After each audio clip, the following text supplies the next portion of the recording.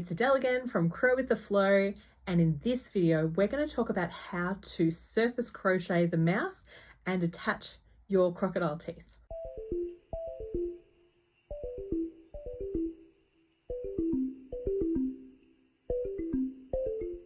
As with the previous videos, this isn't to explain the full process of the crocodile. That's all included in the pattern that's listed on my website, and I've linked it down below. I've also linked the separate reptile eye pattern if you're just after the eyes, but let's get started on the mouth. Now let me show you how to do a surface crochet mouth on this croc. I've mapped out exactly where I want the mouth to be with the pins, and now I'm going to attach with the black yarn, the same yarn that I used to make the eyes, attach that at the start of the mouth. Really importantly, you've got to insert your hook where that yarn tail comes out and then out following the line of the pins.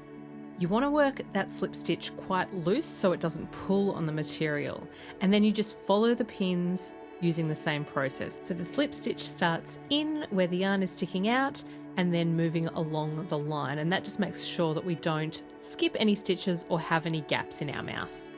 Once you get the hang of this, it should be relatively straightforward. I think half the battle is actually creating the line that you're looking for using the pins. So I highly recommend putting as many pins in as you need. Don't be freehanding it, but the beauty of doing a surface crochet is that if you don't like the look of it, you can pull it out really easily. That is, of course, until you fasten everything off and tie everything down. So just make sure before you do that you're really comfortable with it. And now we're on to the teeth. Pin your teeth exactly where you want them, using the black line along the bottom as a bit of a guideline. You can see here I've just gotten those white thread lengths out of the way because I'm not going to use them to sew anything on, and I will just tie them off later.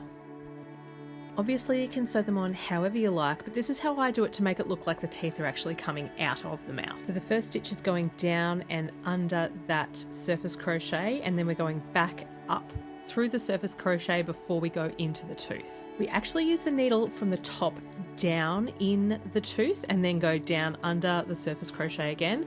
That'll just kind of help pull that tooth down. And then we're going back up through the surface crochet before we go back into the tooth. Again, working into the tooth from the top down.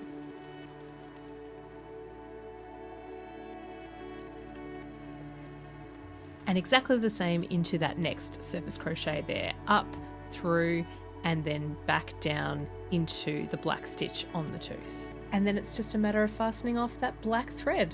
So just fasten off the lengths of both of those black threads, and that's your first tooth sewn on. So all the other teeth that you decide to add on should be sewn in basically the same way.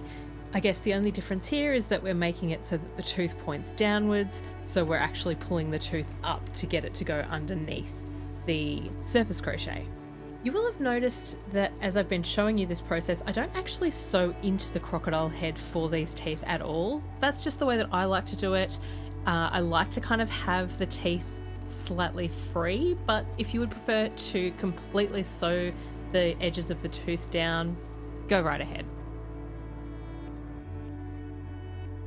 And then again, fastening off those black tail lengths so they're super secure.